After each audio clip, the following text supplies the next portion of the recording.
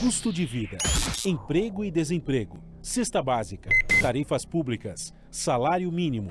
Agora, na Brasil Atual, a análise do DIEESE. E nós vamos conversar agora com a diretora adjunta do DIEESE, Patrícia Pellatieri. Bom dia, Patrícia.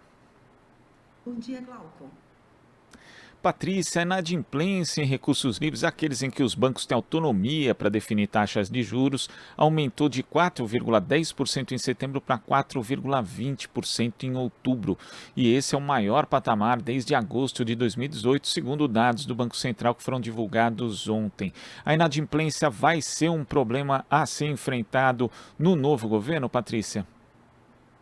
Não tenha dúvidas, porque, na verdade, isso estava anunciado, né? Quando você tem uma conjuntura onde a renda da maior parte da população, né, dos trabalhadores e trabalhadoras brasileiros, vem caindo, nós temos quedas expressivas na renda real do trabalho, né, de mais de 10%, e a taxa de juros aumenta. Além de uma inflação básica, né, que é a inflação de alimentos, que é a inflação que atinge as populações mais empobrecidas, ela é muito alta, muito mais alta que a média. O resultado disso é, sem dúvida, a inadimplência. E aqui, na verdade, acho que é importante a gente pontuar que conta aqui como inadimplência aqueles atrasos, né, nos pagamentos acima de 90 dias. E aquilo que você bem falou no início, trata-se de uma inadimplência dos recursos livres, né, que são aqueles onde a instituição financeira ela pactua qual é a taxa de juro que ela vai cobrar, pactua com o cliente, né? Na verdade, não pactua, ela impõe a taxa de juros, essa é a verdade, uma vez que nós temos um sistema financeiro bastante centralizado ainda e muito voraz, né?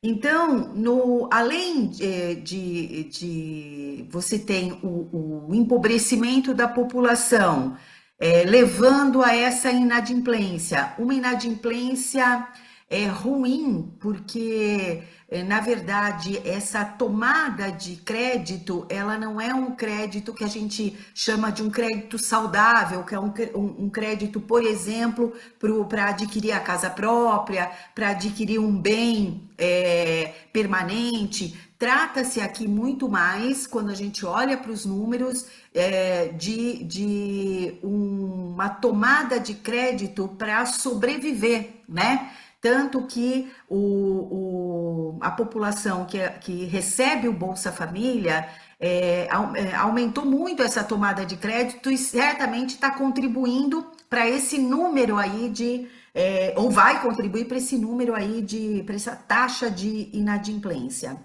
Na outra ponta, nós temos aqui que o spread bancário também cresceu, né? Ele atingiu 30,3%. E o que é o spread bancário, né? O spread, ele é a diferença financeira, né, entre o que o banco paga para quem investe e aquilo que ele cobra para quem toma o crédito, para quem empresta. Ou seja, a gente poderia dizer que é a diferença entre a taxa de empréstimo e a taxa de captação do banco. Né? Vou dar um exemplo aqui para facilitar o nosso entendimento. Então, você imagina lá que você tem um dinheirinho sobrando e você vai investir, porque você não quer que aquele recurso seja corroído pela inflação, você não vai utilizá-lo, coisa para poucos brasileiros e brasileiras. Você vai lá no banco e o banco fala: olha, eu tenho esse investimento aqui, eu vou te pagar 2% ao ano, ou 3% ao ano. Aí o banco pega o seu dinheiro, esse dinheiro ele empresta para quem vai lá tomar o crédito e cobra 25% ao ano, por exemplo. Então, essa diferença do 25% que o banco cobrou de quem tomou o empréstimo para aqueles 2% que ele está pagando para quem colocou o dinheiro lá, investiu o dinheiro lá, esses 23%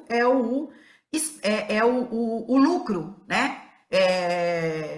Do banco, é a rentabilidade do banco, né? Então, o spread bancário é isto, né? É como o sistema financeiro lucra. E o Brasil tem um dos spreads bancários mais altos do mundo, né? E uma das principais justificativas é de que ele tem o crédito no país tem um risco muito alto, uma inadimplência muito alto, mas a gente não vê esse spread baixar nem quando as taxas de inadimplência caem muito, né? Inclusive, o próprio Banco Central avalia, e também a avaliação dos CEOs aí dos grandes bancos, de que mesmo essa taxa de inadimplência estando muito alta, ela ainda não a carteira de créditos do país ainda não está em risco, não é um sinal de alerta, ou seja, todo esse empréstimo, né, feito todo esse crédito cedido, ele está dentro aí das margens de segurança do banco. Então, para a gente ter uma ideia, aí então o banco diz, olha, eu cobro um spread alto porque eu tenho muito risco, né, de uma inadimplência alta. Agora, nós sabemos que boa parte dessa inadimplência tem a ver com essas altas taxas de juros. Então, vamos lá, a taxa média do cheque especial em outubro era de 130%, né, ao ano. O equivalente a mais de 7% ao mês, ou seja, muito acima da inflação. Nós tivemos uma inflação de 0,6, 0,5%. Olha o tamanho dessa diferença, né?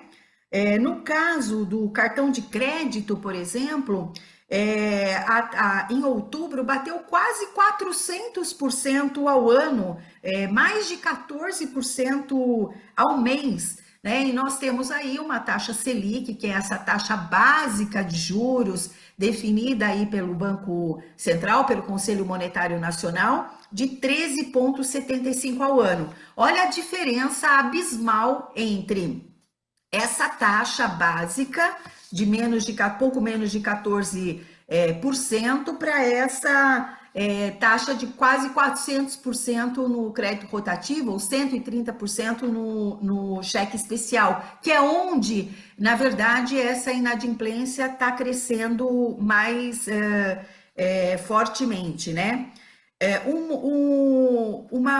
Uma pesquisa recente, né, do mês passado da Confederação Nacional dos Dirigentes Lojistas, do SPC do Brasil, indicou que em cada 10 brasileiros, 4 estavam em situação de inadimplência em outubro. Isso nós estamos falando de 64,8 milhões de pessoas, quase 65 milhões de brasileiros e brasileiras que estão inadimplentes, né? O que é uma situação muito difícil e boa parte, metade dessa dívida é dívida bancária. Ou seja, esse papel dos bancos precisa ser rediscutido urgentemente, porque essa liberdade, né, em cobrar essas taxas tão extorsivas, porque metade das famílias endividadas são dívidas com os bancos. E na outra ponta, Glauco, a gente tem aí os grandes bancos continuam batendo recordes, né, em lucro líquido.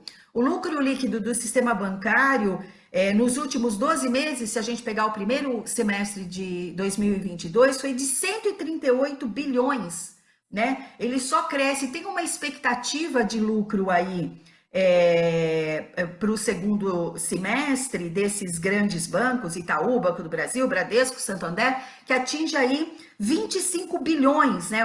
Um avanço aí de 9% em relação ao terceiro trimestre do ano passado. Então, eu diria que o grande desafio é como é que você pode tratar isso, fazer um equilíbrio entre as necessidades da população brasileira e o papel do sistema financeiro nesse alavancar do desenvolvimento econômico. É difícil pensar um país se desenvolvendo se grande parte da sua população precisa tomar crédito ou para comprar alimento ou para pagar uma conta de luz. É simplesmente impossível a gente pensar num desenvolvimento de fato econômico sem enfrentar esse enorme desafio.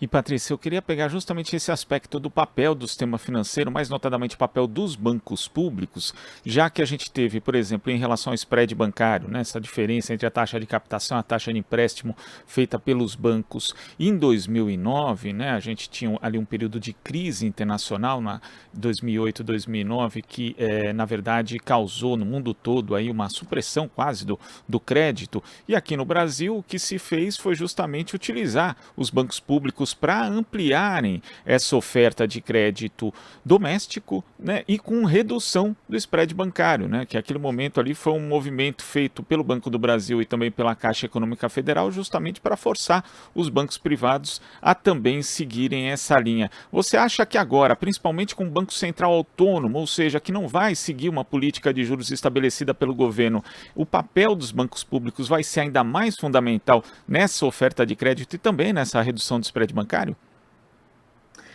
Não tenha dúvidas. Nós ainda temos essa possibilidade, né, de grandes bancos públicos, né, porque o Banco do Brasil é um dos maiores bancos, está aí entre os 5 grandes gigantes, né, do sistema financeiro e com uma capilaridade enorme, mesmo ele tendo sido enxugado no último período fortemente, né, pós-2016, pós-golpe, houve um fechamento intenso de agências, mas de todo modo ele ainda tem uma capilaridade enorme e joga um papel essencial aí na economia. E um outro ponto que nós precisamos discutir é nessa perspectiva de um governo mais participativo, como já foi os primeiros governos Lula, e está no programa de governo do presidente Lula, é sim que a sociedade, né, os trabalhadores,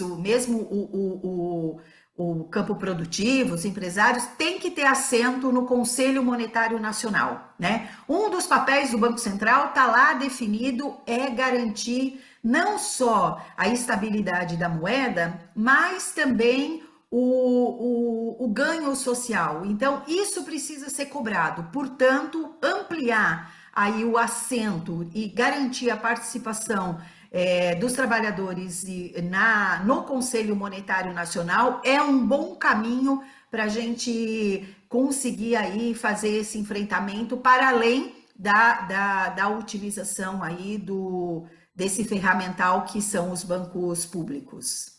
Patrícia, queria agradecer a sua participação hoje aqui no nosso Jornal Brasil Atual. Muito obrigado, até a próxima. Obrigada, um bom dia a todos. Bom dia. Conversamos aqui com a diretora adjunta do Diese, Patrícia Pelatieri. Você está ouvindo Jornal Brasil Atual. As notícias que os outros não dão.